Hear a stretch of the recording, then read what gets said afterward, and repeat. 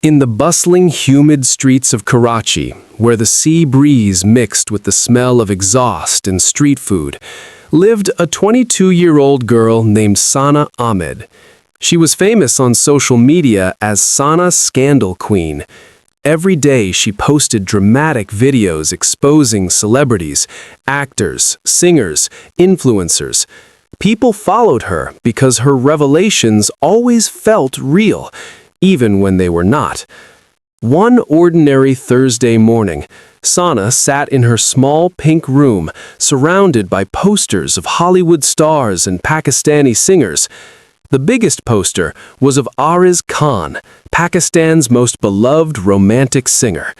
His songs Heartbeat of the Heart and Without You played at every wedding and every heartbroken night across the country.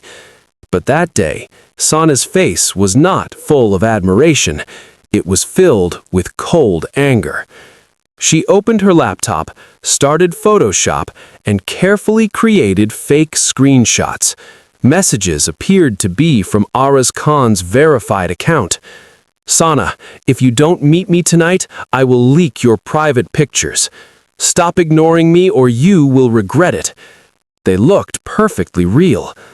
Sana turned on her camera, made her eyes teary, and began recording. "Today, I am forced to speak the truth. My favorite singer, Aariz Khan, is not the angel everyone thinks he is. He harassed me.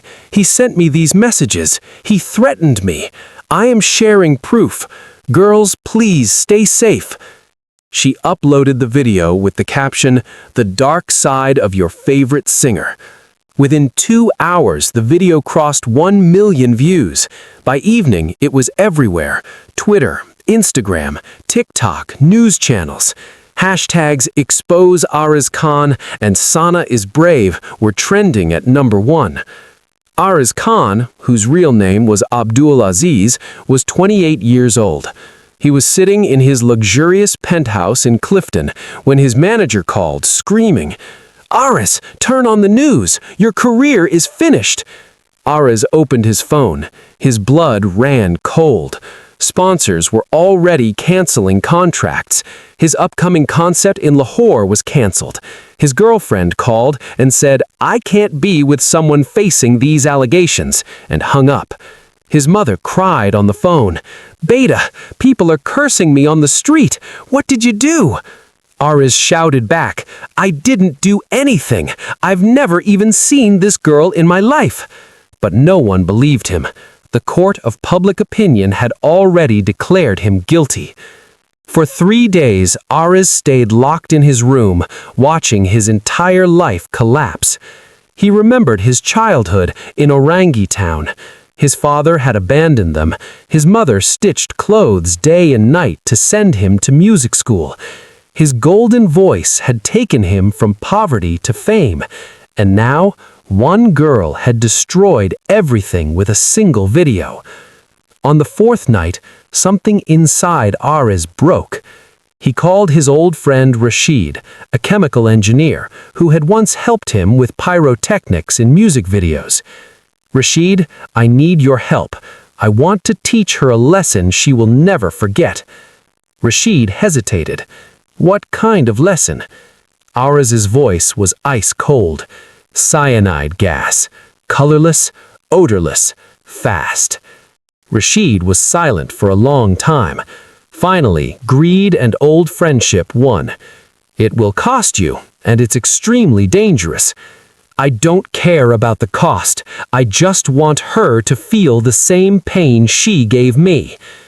Rashid delivered a small metal canister 2 days later with clear instructions. Release it slowly into the ventilation. 10 minutes is enough for the whole house. Sana lived with her parents and younger sister in an old bungalow in Malir 15. The security was weak, just one old watchman who slept most of the night. At 1:45 a.m., Aariz, dressed in all black with a mask, parked his car 2 streets away. He climbed over the back wall and entered through an open kitchen window. His heart was pounding so loudly he feared someone would hear it. He found the central ventilation duct. With shaking hands, he attached the thin pipe from the canister and opened the valve slightly. The invisible, deadly gas began to flow slowly into every room of the house. Aariz slipped out the same way he came, ran to his car, and drove away without looking back. At 6:10 a.m., screams filled Sana's house. Sana's father woke up, gasping for breath. Her mother started vomiting. Her 16-year-old sister collapsed on the floor. Sana herself felt dizziness and nausea, but managed to dial emergency services. Ambulances arrived. Doctors immediately recognized the symptoms. Cyanide poisoning, the senior doctor announced. Someone deliberately released gas inside the house. The entire family was rushed to Aga Khan Hospital. Sana's father was put on ventilator. Her sister suffered severe lung damage. Sana survived with minor effects because she had woken up first and opened windows. Police arrived at the hospital. The officer asked Sana, "Do you have any enemies? Anyone who would want to harm your family?" Sana stayed completely silent. Deep inside, she knew exactly who had done it, but she could not admit it without exposing her own lies. That same night, while Sana sat beside her father's bed crying, Aariz was in his home studio. He picked up his guitar, tears of rage and pain in his eyes, and composed a song in just 2 hours. He titled it, "Poison of Defamation." The lyrics were raw and brutal. "You stole my honor with your tongue. I filled your home with silent death. Cyanide danced in the air you breathe. Now cry, girl, this is your punishment. You made the world call me a monster. I made your family fight for every breath.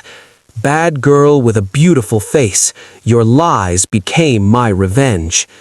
He recorded the song with shaking voice, mixed it quickly, and uploaded it on YouTube at 3 a.m. with the title Zahar Ki Raat, the real story of Sana Scandal Queen.